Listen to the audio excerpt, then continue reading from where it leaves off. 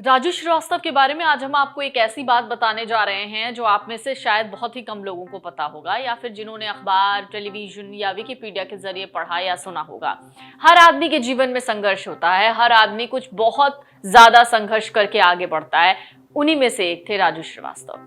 Comedian Raju Srivastava का 1 महीने से ज्यादा समय तक अस्पताल में जिंदगी और मौत के बीच जूझने के बाद निधन हो गया। कॉमेडियन के स्वास्थ्य में बीच में सुधार दिखा, लेकिन कुछ पिछले दिनों से उनकी हालत बहुत खराब हो रही थी। कभी ठीक, कभी ज्यादा खराब, कुछ इस तरीके से चल रहा था। जब से राजू श्रीवास्तव को हार्ट अटैक आया, तभी से वो बेहोश थे और दिल्ली के एम्स में भर्ती थे। आज एक बेहद दुखद खबर आई, जिसके बाद पूरा देश गमगीन हो गया।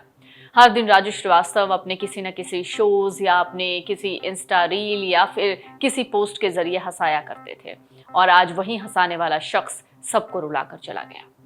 राजू श्रीवास्तव की पैदाइश कानपुर की है। ऐसे में कानपुर के उनके घर में भी गजोदर भैया के ठीक होने की कामना हो रही थी।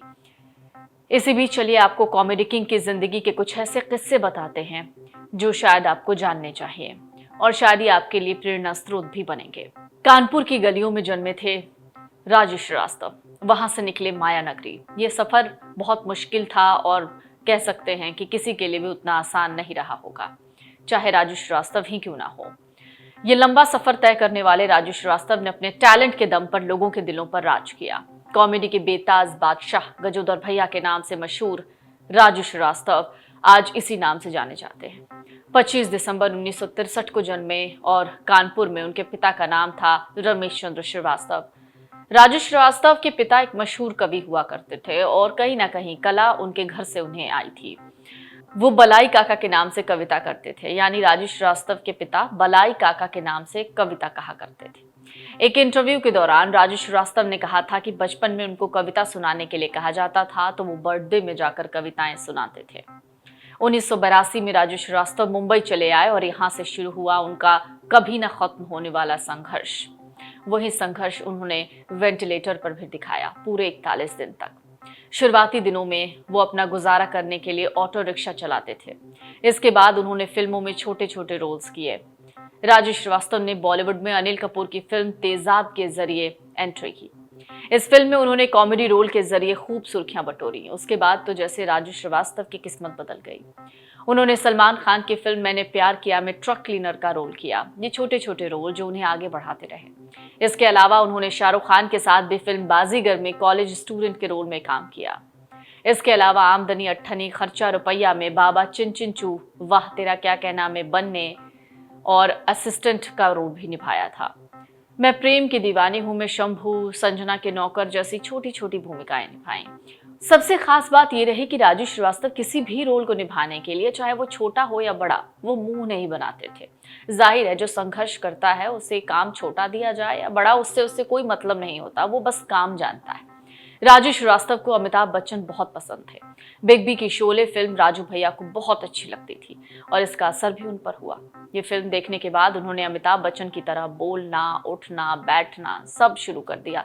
आपने उनके कई कॉमेडी शोज में उनको उस तरीके से बोलते देखते देखा होगा। यहीं से गजोदर भैया ने अमिताभ बच्चन की मिमिक्री चालू कर दी। आपको बता दें, राजू श्रीवास्तव अमिताभ बच्चन की मिमिक्री बहुत अच्छी तरीके से करते हैं। अमिताभ की मिमिक्री करने पर उन्हें पहली बार मिले थे 50 रुपए इनाम में। इंडस्ट्री में काफी समय से अपना टैलेंट दिखाने वाले राजू भैया को अब बड़े ब्रेक की जरूरत थी, और फिर वो दिन आया जब राजू श्रीवास्तव ने साल 2005 में स्टार 1 पर प्रसारित होने वाले show the great Indian laughter challenge में हिस्सा लिया। इस शो में राजू श्रीवास्तव की जिंदगी बदल गई। इस शो के जरिए उनको सारी पॉपुलैरिटी मिली जिसके वो हकदार थे। यही वो शो था जिसके जरिए राजू श्रीवास्तव कॉमेडी किंग बने और घर घर में गजोधर भैया के नाम से जाने गए। हालांकि इस शो में राजू श्रीवास्तव उप विजेता थे। The great Indian laughter challenge के बाद राजू श्रीवास्तव ने मशहूर रियलिटी शो बिग बॉस 3 में हिस्सा लिया। इसके बाद वो कॉमेडी शो महामुकाबला सीजन 6 और नच बलिए जैसे शो में भी आए। आपको बता दें, नचबलिए में राजू श्रीवास्तव पहली बार अपनी पत्नी के साथ दिखे थे। आपको बता दें कि राजू श्रीवास्तव की जितनी दिलचस्पी उनके कॉमेडी के किरदार में या बाकी चीजों में थी, उतनी ही दिलचस्पी उनकी राजनीति में भी थी और यही वजह थी कि उन्होंने राजनीति में भी एंट्री कर ली थी। धीरे धीरे राजू श्रीवास्तव अपना नाम बनाते रह गए। धीरे धीरे राजू श्रीवास्तव वो पॉपुलैरिटी हासिल करते रह गए जो उन्हें मिलनी चाहिए थी। हालांकि संघर्ष लंबा था और राजू श्रीवास्तव इस संघर्ष को पार भी कर रहे थे, लेकिन अब राजू श्रीवास्तव हमारे बीच नहीं रहे। डाउनलोड करें अमर उजाला ऐप और पाएं खबरें लगातार। अगर आप ये वीडियो YouTube पर देख रहे हैं तो हमारे चैनल को सब्सक्राइब करें और बेल आइकन को दबाना ना भूलें। अगर आप Facebook पर ये वीडियो देख रहे हैं तो हमारे पेज को लाइक करें।